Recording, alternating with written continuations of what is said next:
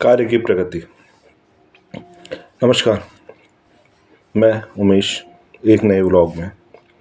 हाँ, आपने सही सुना, कार्य की प्रगति। कार्य की प्रगति शीर्षक चुनने का मेरा मकसद खाली उन चीज़ों पे ध्यान केंद्रित करना था जो मैं समझता हूँ मैं अपने जीवन में भी करता हूँ।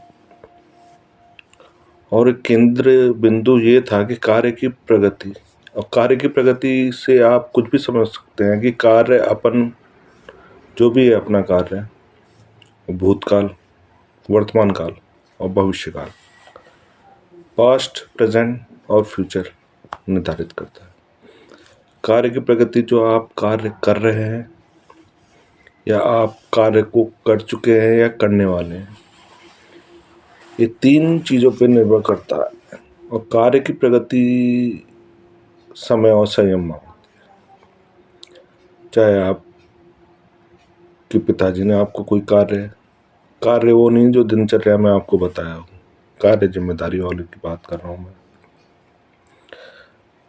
कार्य की गति जैसे आपने अपने जीवन में क्या प्राप्त किया, क्या प्राप्त करेंगे, अभी जो कार्य मिला हुआ है उसको आप उचित ढंग से कर पा रहे हैं, समय दे रहे हैं, संयम दे रहे हैं।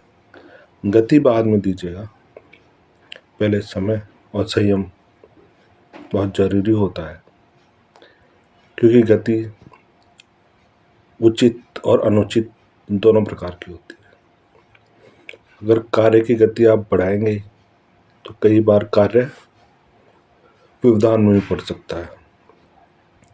अब जैसे आपके माता पिता ने आपको पढ़ने का कार्य दिया है, उस कार्य की गति में आप 11वीं छोड़ के फर्स्ट ईयर में नहीं आ सकते ना, तो इस समय और संयम दोनों मांगता है।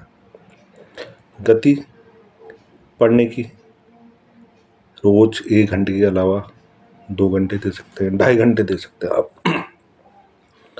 और जो हमारे युवा साथी जो अभी रोजगार पे लगे हैं या रोजगार ढूंढ रहे हैं, तो उनको भी समय और संयम गति का वो भी ध्यान रखें, क्योंकि कई बार चीज़ें अपने हाथ में नहीं होती। उन चीज़ों को ढूंढना, रोजगार को ढूंढना, जगह जगह जाना, इंटरव्यूज जाना, इंटरव्यू कॉल पे जाना, तो उस चीज़ को आप ध्यान में रखें कि आप समय और संयम से काम करें। और गति को जब समय और संयम आपके पक्ष में हो, तो जब गति आप बढ़ाएं,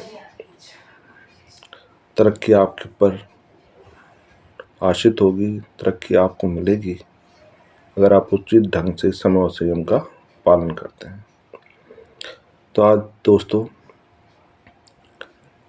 जो भी ये टॉपिक था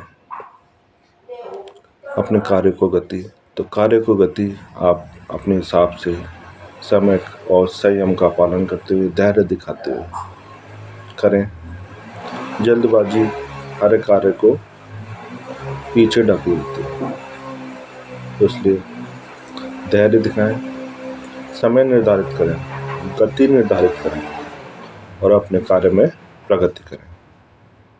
जय हिंद, जय भारत।